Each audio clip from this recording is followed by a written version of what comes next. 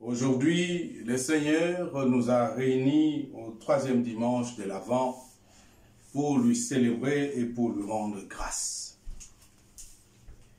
Laissez-moi, avant que nous abordons l'évangile d'aujourd'hui, j'aime cet verset biblique d'Ésaïe, chapitre 61, versets 1 à 2, en ajoutant 10 à 11.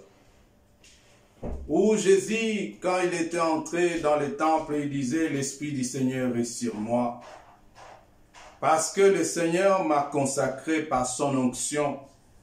Il m'a envoyé annoncer la bonne nouvelle aux humbles, guérir ceux qui ont le cœur brisé, proclamer aux captifs la délivrance, aux prisonniers leur libération, proclamer une année de bienfaisance, accordée par le Seigneur.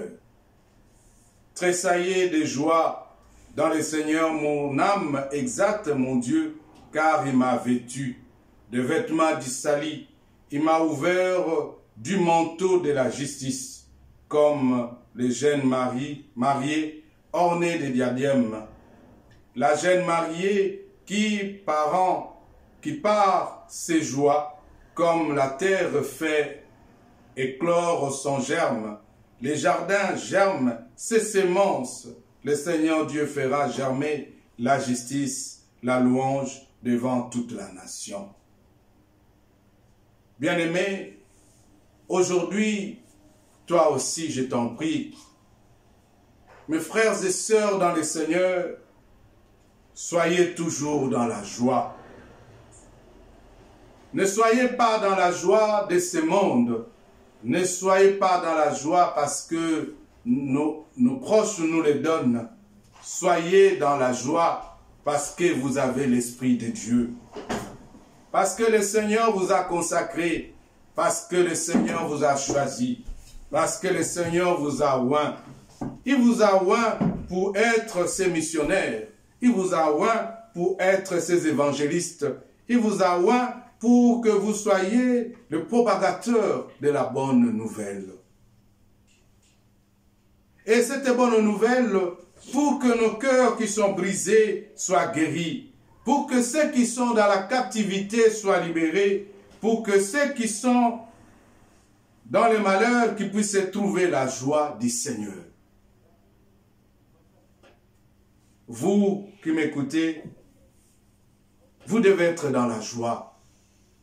Cessez d'être dans le pleur, cessez d'être dans l'inquiétude, parce que nous avons Dieu avec nous.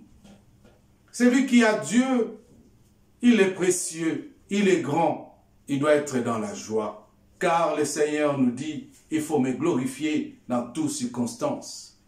Que ce soit dans les biens, que ce soit dans les mal. Étant un enfant de Dieu, tu ne dois pas simplement être joyeux parce que tu as réussi.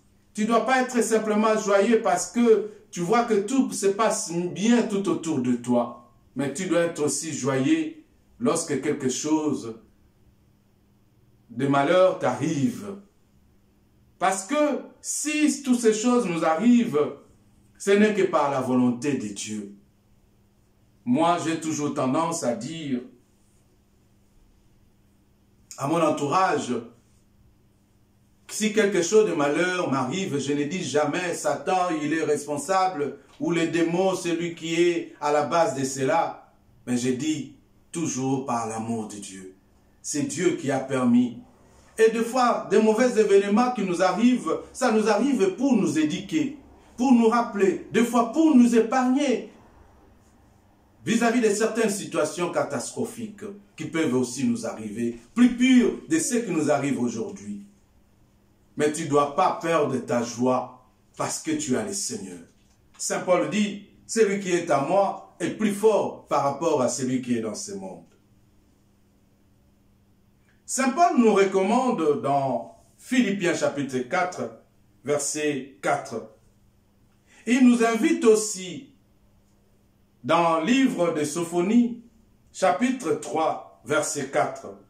Il dit, poussez un cri de joie, filles de Sion, éclatez en invention, réjouissez-toi, tressaille d'allégresse, fille de Jérusalem. Ceux qui sont avec Dieu doivent être toujours dans la joie. Tu peux manquer à manger, mais Dieu est avec toi. Tu peux être malade, Dieu est avec toi. Tu peux avoir des inquiétudes, Dieu est avec toi. Tu peux être dans le chômage, Dieu est avec toi. Tu peux manquer le mariage aujourd'hui, Dieu est avec toi. Tu peux manquer des enfants, Dieu est avec toi. Tu peux échouer, Dieu est avec toi. Et vous verrez que Dieu, c'est notre ami fidèle. Il est là, il nous rend toujours bonheur à tout moment. Souvent, j'ai dit pourquoi l'être humain n'a pas des yeux de voir. Mais je donne raison à Saint Paul qui dit, ils ont les yeux, ils ne voient pas, ils ont les oreilles, ils n'entendent pas, ils ont la bouche, mais ils ne parlent pas. Pourquoi?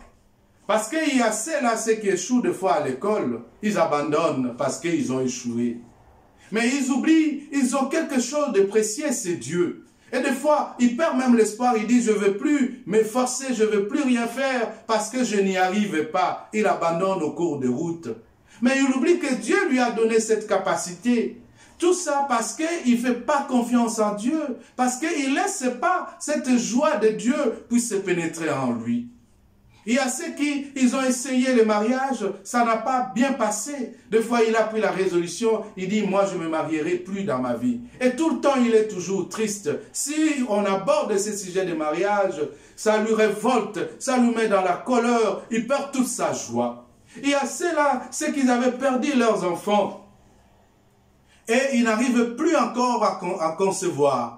Et il a perdu cette joie, surtout lorsqu'il voit des enfants d'autrui sont en train de jouer à côté de lui, au lieu qu'il soit dans la joie, il est toujours malheureux ou elle est malheureuse. Mais tressaille-toi dans la joie, parce que tu es le fils ou le fils du Seigneur notre Dieu. Nous ne devons pas craindre, nous qui sommes pauvres en esprit, bien-aimés, nous qui mettrons notre foi dans le Seigneur, car sa paix et sa joie nous assurent par Dieu, car il est à notre faveur. Nous sommes ses enfants. Arrêtez de vivre dans la peur dans ta vie. Arrêtez de dire que ce qui se passe dans ta vie ne finira jamais, ne s'arrêtera jamais. Non. Arrêtez de dire que tu ne seras jamais dans la joie et tu n'auras jamais la paix dans ta vie. Arrêtez. Parce que, étant un enfant de Dieu, Dieu est avec toi. Il te rassure cette paix. Que tu ne peux pas débourser ne fût-ce qu'un franc pour en avoir. C'est un don gratuit de Dieu. C'est un don de l'amour de Dieu. C'est un don par la grâce de Dieu. Et Dieu te rassure son amour. Dieu te rassure sa joie. Dieu te rassure sa paix. Tu peux beau circuler dans ce monde en croyant que tu auras la paix à cause de ton argent. Tu auras la paix à cause que tu es marié. Tu auras la paix à cause que tu as des enfants. Tu auras la paix à cause que tu as acheté des voitures. Tu auras la paix à cause que tu as la maison. Tu auras la paix à cause que tu as tous les biens. Tu n'en auras pas. Parce que c'est le Dieu qui peut donner la paix. Et la paix qui dure, même si tu n'en as pas, même si tu en manques, même si tu vas toujours te sentir en sécurité. Un jour, il y a un frère qui m'a posé la question, pourquoi tu ne t'attaches pas trop aux choses de ce monde? Et des fois, tu es capable même de se débarrasser de ce que tu as. J'ai dit non, parce que j'en ai ce qui est plus précieux, c'est Dieu. En ayant Dieu en moi, j'ai cette paix, je me sens en sécurité. Même si la mort arrive aujourd'hui, j'accepterai parce que je dis, j'irai en paix sans inquiétude. Vous verrez aussi qu'il y a d'autres personnes, ils ont tout mais ils n'ont pas la paix. Parce que le fait qu'il a qu'un simple bouton sur son corps, vous verrez comment il va s'inquiéter. Il peut aller chercher même des médecins, il a peur de la mort. Et vous verrez des fois dans les hôpitaux, il y a des gens qui suffoquent. Parce qu'il veut mourir, ils se battent même devant la mort. Parce que ce genre de personnes, ils n'ont pas la paix. Mais vous verrez, ceux qui ont le Christ, ils meurent d'une mort paisible, sans tourment, sans souci, sans inquiétude. Le Seigneur est avec nous, bien-aimés. Le Seigneur est avec toi depuis la ventre de ta mère, comme dit David, j'ai été choisi dès la ventre de ma mère. Dieu te connaît, même si tu ne crois que Dieu ne te connaît pas. Même si tu ne penses pas Dieu est avec toi, mais Dieu est avec toi parce qu'il t'a permis de venir dans ce monde, de vivre, de passer ton temps que tu es en train de passer. Ce n'est pas pour rien parce que Dieu sait pourquoi tu es là. Lui seul va régner sur nous. On n'a pas une autre personne qui peut régner dans notre vie. Quand le Seigneur règne en nous, nous avons la paix, nous avons la joie, nous avons la bénédiction, nous avons toutes choses. Parce que, pourquoi il doit régner? Parce que c'est lui seul qui est le plus grand. Et c'est lui seul qui peut combler les désirs de notre cœur. Ni ton père, ni ta mère, ni ton frère, ni ta soeur est capable de combler les désirs de ton cœur si ce n'est pas Dieu qui t'a créé. Il faut lui faire confiance. Il faut demeurer dans la joie parce que c'est lui seul qui peut réaliser tes rêves. Mais vous verrez, tous ces gens qui sont marchés à l'écoute du Seigneur, à côté du Seigneur, ils n'ont jamais échoué. Ils ont excellé dans tous les domaines de leur vie. Ils ont réussi dans tout ce qu'ils ont entrepris dans leur activité. Le Seigneur les a permis de réussir parce que le Seigneur, il réalise les désirs de cœur de ceux qu'il aime. Et simplement pas ce qu'il aime, ce qu'il le veut aussi. Et Dieu peut qu'agir dans ta vie si toi aussi tu le veux. Quand tu prends de l'eau parce que tu veux. Quand tu vas dormir parce que tu veux. Quand tu achètes de belles choses parce que tu veux. Dieu aussi peut agir dans ta vie si toi tu veux. Toi qui m'écoutes, là où tu es, tu dois dire, je veux, Seigneur, tu agisses dans ma vie.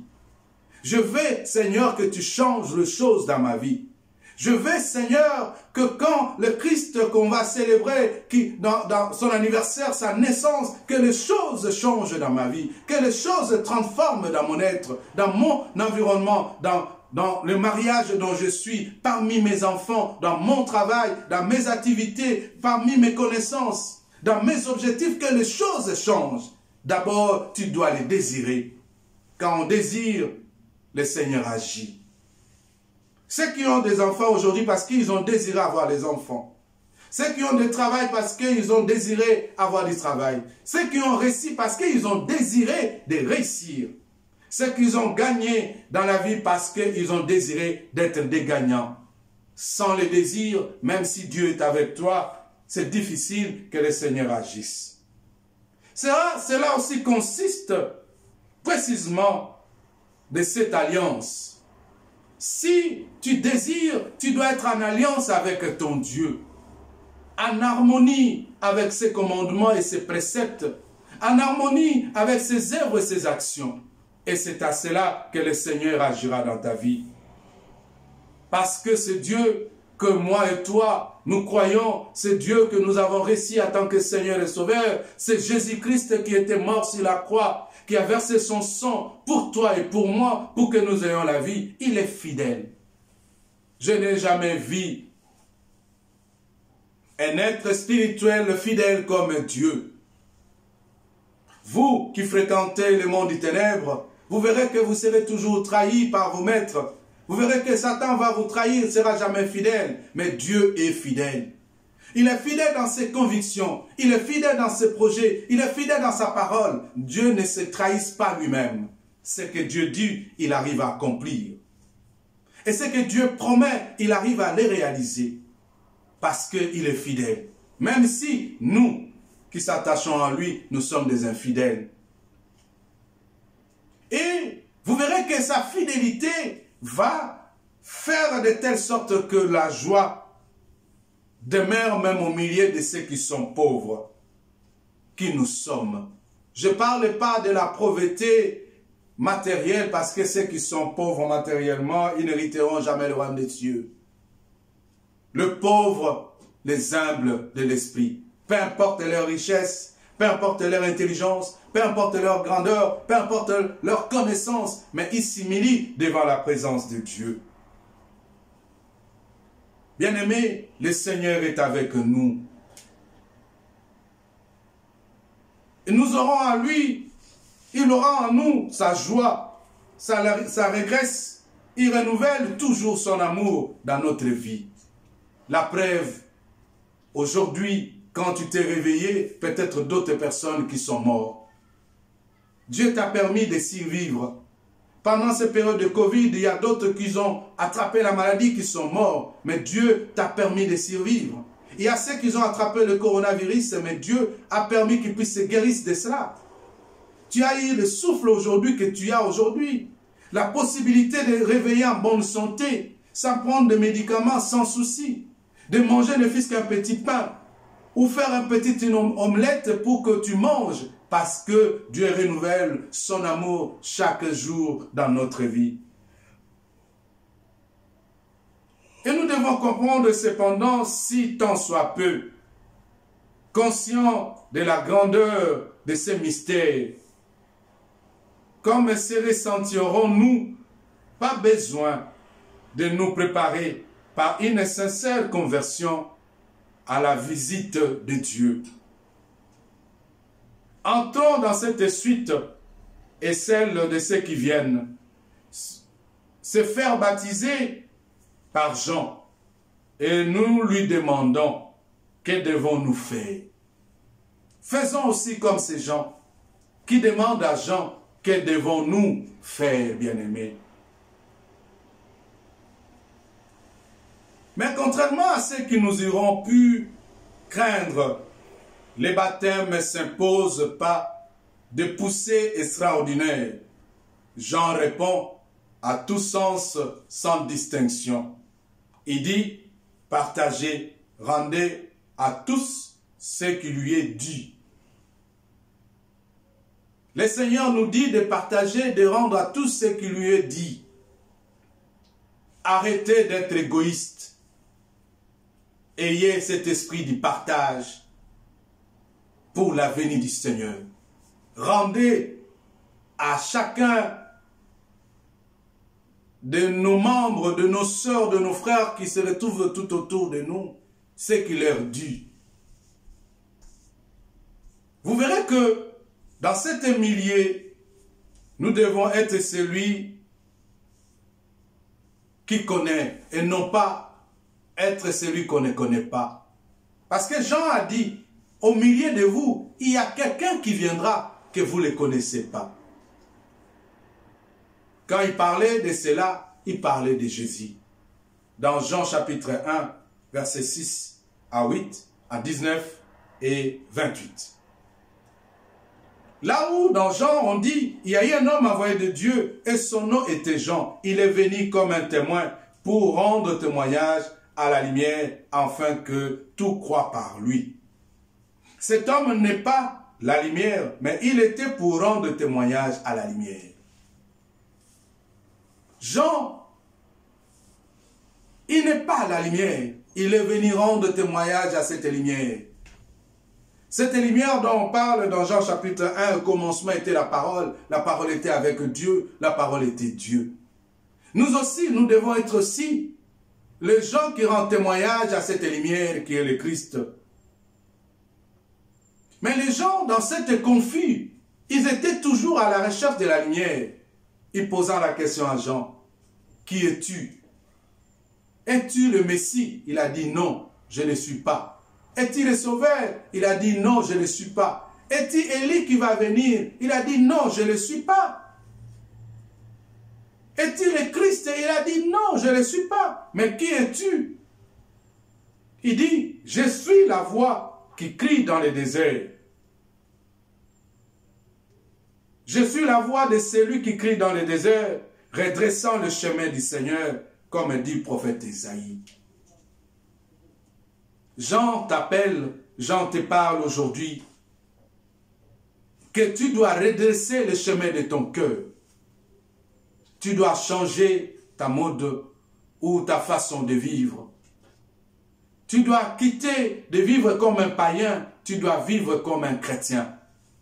J'aime bien cette chanson, je serai chrétien jusqu'à la mort. Tu dois être chrétien même si la mort te poursuit. Et vous verrez que à ce moment dans l'histoire des gens, il y avait beaucoup de gens qui étaient venus se faire baptiser et qui arrivaient même à poser la question à Jean. Précisément, les républicains, les collecteurs des impôts, les Romains. Ces gens, ils étaient tellement détestés dans leur entourage et dans leur société parce que c'était les collecteurs des impôts.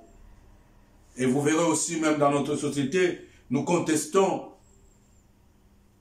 les finances, les fiscs, parce que des fois nous nous disons ces gens nous arrachent le peu que nous en avons. Parce qu'ils arrivent à augmenter des fois les taxes pour leur intérêt personnel.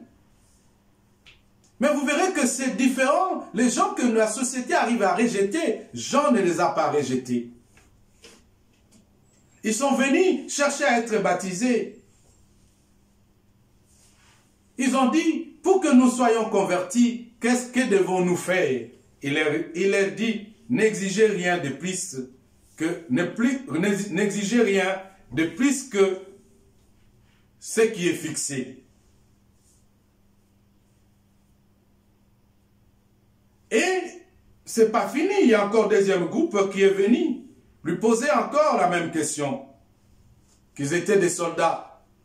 Il dit, oui, nous sommes des soldats, nous faisons la guerre, nous travaillons pour notre pays. Que devons-nous faire pour être baptisés? Il dit, contentez-vous de votre solde. Jean les a dit toutes ces choses. Mais il les a dit aux républicains, il a dit aux soldats. Mais à quoi ça nous concerne? Nous qui ne sommes pas des soldats, nous qui ne sommes pas des républicains.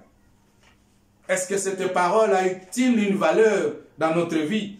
Est-ce que cette parole nous dit-il quelque chose? Mais aujourd'hui, laissez-moi partager avec toi cette leçon de ce bien, de cet évangile. Qu'est-ce que le Seigneur veut te révéler et nous révéler aussi, bien-aimés? Quand on dit n'exige pas plus que ce qui est fixé. Étant chrétien, nous devons rejeter certaines pratiques. Toi qui as tendance à exiger au-delà de ce qui est fixé. Ta société, l'État fixe le prix de quelque chose, mais toi à ton tour, tu exagères le prix pour gagner encore plus, pour faire plus des intérêts. Et tu exiges pour avoir de certaines commissions. Dans ces actions, ce sont de mauvais actes. Nous devons éviter aussi arranger certains prix, à négocier. Tu dis pour avoir une certaine faveur, je dois le faire à tel prix, parce qu'en retour, je sais qu'il va me faire une telle compensation.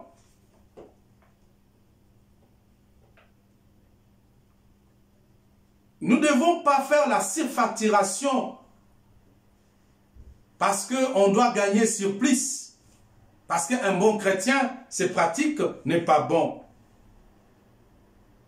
Nous ne devons pas exiger le loyer plus que parce que nous avons besoin de gagner plus. Parce que nous sommes des bailleurs, nous disons, bon, comme j'aurai des locataires, je mets ce prix. Et je dois exiger au-delà, même de ceux qui peuvent avoir le prix de ta propre maison. Nous devons éviter d'exercer la violence, bien-aimés. Parce que tu deviens violent parce que tu te sens fort, tu te sens puissant, tu te sens grand. Et tu peux avoir même cette capacité de faire de violence verbale. Et ce n'est pas bon pour un chrétien. Ne pas aussi profiter de notre situation pour jouer des coups à nos frères, à nos sœurs, à nos enfants, à nos familles, à nos voisins, à nos proches. Nous ne devons pas aussi profiter de notre statut pour écraser d'autres en douceur. Parce que c'est moi le roi, parce que c'est moi le président, parce que c'est moi le chef. Vous tous, vous devez être écrasés en douceur. Et vous verrez qu'aujourd'hui, dans la société actuelle, dans le capitalisme, il y a les patrons qui maltraitent même les travailleurs. Parce que les patrons, ils veulent faire travailler les gens comme des animaux, comme des machines. Quand nous agissons avec justice, que nous sommes capables de recevoir les dons de cette joie et au cœur de ces mystères de l'Avent. Soyez des hommes et des femmes de la justice pour que le don de Dieu agisse en nous et que le don de Dieu accomplisse en nous. Où Saint Paul nous parle dans 1 Thessaloniciens 5 aujourd'hui, versets 16 à 24. Il dit, nous devons être toujours dans la joie. Nous devons prier sans relâche. Nous devons rendre grâce à Dieu à toutes circonstances. C'est ça les hommes justes. Les hommes qui mettent leur espoir à Dieu. Car la Bible dit, malheur à l'homme, à celui qui met confiance à un homme. Heureux à celui qui fait confiance à l'Éternel. Et quand nous faisons confiance à l'Éternel, sa volonté va s'accomplir en nous. Et la volonté du Christ va agir en nous. Et son esprit habitera en nous. Il va habiter en nous lorsque nous devons cesser à réprimer des orphelins. Et lorsque nous devons cesser à opprimer aussi les prophéties de sa venue. Lorsque nous devons considérer toute chose avec sa propre valeur. Nous devons nous garder saines, éloigner tout ce qui est mauvais, pour que quand le Seigneur viendra, nous soyons purs. Bien-aimés, laissez-moi te dire, soyez dans la joie. Que votre sérénité soit connue de tous les hommes, de tous les hommes plutôt. Soyez dans la joie. Sors dans ta tristesse. Sors dans ta quiétude. Sors dans ta désespoir. Soyez dans la joie. Mets-toi debout. Rentre dans ta douche. Va te laver. Va chercher une belle robe. Habille-toi. Prends un verre. Ne fût-ce que de l'eau de J, bois, sors de cette souffrance, parce que la vie ne se termine, ne se limite pas là, la vie continue, bien-aimé.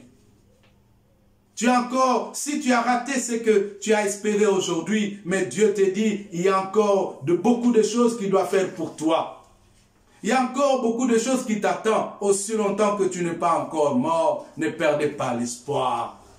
Ayez confiance en ton Dieu. Si ce que tu l'as demandé, ce n'est pas fait aujourd'hui, demain, Dieu va les accomplir. Parce que Dieu fait à son temps et à ses moments. Le Seigneur reproche, bien-aimé, la joie chrétienne est indépendante des imprévus de l'existence. C'est quelque chose de plus profond, bien-aimé, qui est ressenti par les chrétiens, parce qu'il en est conscient. Le Seigneur est avec nous. Dans le livre de Sophonie, on nous dit, le Seigneur est proche, bien-aimé. Saint Paul nous invite aussi, étant chrétien, dans toutes circonstances, que ça soit dans plus douloureux, et gardez toujours la paix au fond de toi. Mets-toi debout. Arrêtez d'avoir peur. Le Seigneur vient. Mets-toi debout. Dis, le Seigneur vient. Et il vient dans ta vie, il vient à ta rencontre pour qu'il puisse changer des choses. Comme il disait aux enfants d'Israël, les Égyptiens que vous avez vus aujourd'hui, demain vous ne le verrez pas. Dans le livre d'Exode. Le Seigneur est avec toi. Et vous verrez que dans l'histoire de l'humanité, dans l'histoire de la Bible, tous ces gens que le Seigneur était avec eux, tous ces gens qui avaient fait confiance à Dieu, tous ceux qu'ils avaient accepté, laisser la place à Dieu d'agir dans leur vie, ils ont eu de grands témoignages. C'est pour cela que je te dis ce matin, en préparation de la venue du Christ qui était déjà venu, mais nous devons seulement commémorer son anniversaire au fond de notre cœur. Nous devons nous rappeler que sa présence doit demeurer en nous. C'est Seigneur Dieu, si tu le crois en lui et tu crois en Jésus-Christ, en écoutant l'évangile d'aujourd'hui, en acceptant de se mettre debout et mettre tout ton espoir à ce Dieu, le Seigneur changera ta vie dans les jours qui viendront. Ceux qui ont les oreilles, qu'ils entendent, ceux qui ont le cœur, qui les gardent, ceux qui ont la volonté, qui les mettent en pratique. Mettons-nous debout pour rendre grâce à Dieu.